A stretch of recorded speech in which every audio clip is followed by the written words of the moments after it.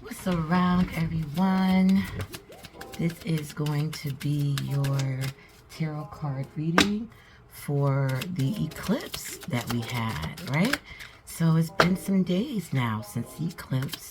So this is going to be an advice card going based off of each zodiac sign. And yes, I'm going to do for sun, moon, and ascendants of that zodiac sign. So eclipse, right?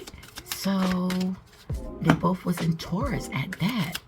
All right, we had the sun in Taurus at the time. The moon was in Taurus. So that is heavy earth energy that was upon us. So let's see what advice, now that we are fully emerged into the eclipse energy, right? Because just because it's not eclipsed anymore at that particular moment, celestial energies last a little bit longer. All right, just because we can't really physically with our eyes see those energies as is. That way, you know, that's why when it goes, we kind of forget about it. But for those who know, even though it may not look like an eclipse, the energies are still going on. So in this sense, let's talk about your advice. We're going to be using oracle cards for this one here, okay? Because this energy you need to know on a deeper level, because it is the beginning of pretty much the year, beginning of something coming up new, you know, beginning of what you have planted so far. How's that coming along? What you're doing in your life?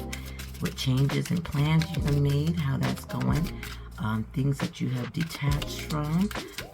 You know, just any kind of changes that has been made, or that you plan on making, or that you're working on right now.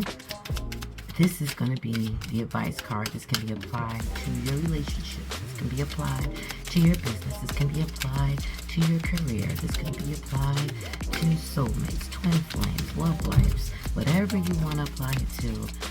This is going to be that overall energy for you. All right, so let's get started. Energy. What's around sun, moon, and ascendant Pisces? This is your tarot card, oracle card reading for the ecliptic new moon in Taurus. That happened in Taurus season, right? So you got a grand symphony. So being a part of something is what's important. So you being your individual self, but being a part of a whole, you know? So it's kind of like I was telling someone about the snowflakes. Like each individual snowflake is different, but in order to enjoy the snowflakes, we need all those individual snowflakes to pile up so we can get our sled and slide down them. You know what I'm saying? So that's what it's like for you right now, okay? So yeah, it's cool to be by yourself. It's cool to be your unique individual self right now or forever, right? But being a part of the whole, you know, like removing any kind of biases that you have about being a part of something, you know? Seeing like the interconnectionness of all, you know, teamwork make the dream work type thing. Air, you know, all day, you know. So knowing that everything you do has a consequence on, even if you live by yourself, has a consequence on your neighbors, on your community, on your environment, your future children, all of that stuff.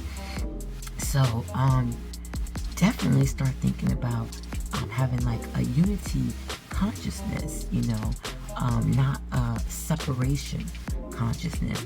Yes, I mean, like especially for mutable signs, it's easy, you know, to sometimes just do things on your own. You know, just like I can get it done, or I gotta do this, and then I'm gonna do this because you're not gonna do it right. I'll do it my way, and I just, you know, and that mutability has us all over the place, and also be able to do a lot of stuff on our own.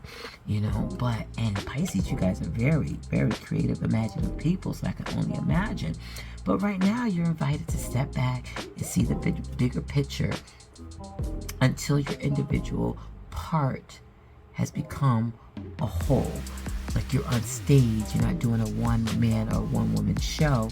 You're doing a show with, 10 other casts, And by you doing that, if any show that's less work, you get to divvy up the work with 10 other casts. Afterwards, you get to have fun. Before, you get to have fun rehearsing. You get to giggle and have fun. You're meeting new people who's just like you. So the whole thing is just get out there. This is a time for you to get out there and become a symphony with others, sing in a choir with others. It's okay to hear a solo, but it's nothing like hearing a good choir. Find those like-minded people, those people who they're not going to be just like you, but the vibe is like you. You know what I mean? Like you can talk about those things you want to talk about. You can go to those places that you want to go to. And the only way you're going to know is to put yourself out there and say, hey, you know what I mean? I think I'm going to join the symphony today. Hey, I think I'm going to, go to the choir and sing at the choir. I'm a good soloist, but I want that feeling of, hearing an alto and a tenor and a bass at the same time as I'm belting, So have a good day and night, Pisces, as you explore being in this grand symphony.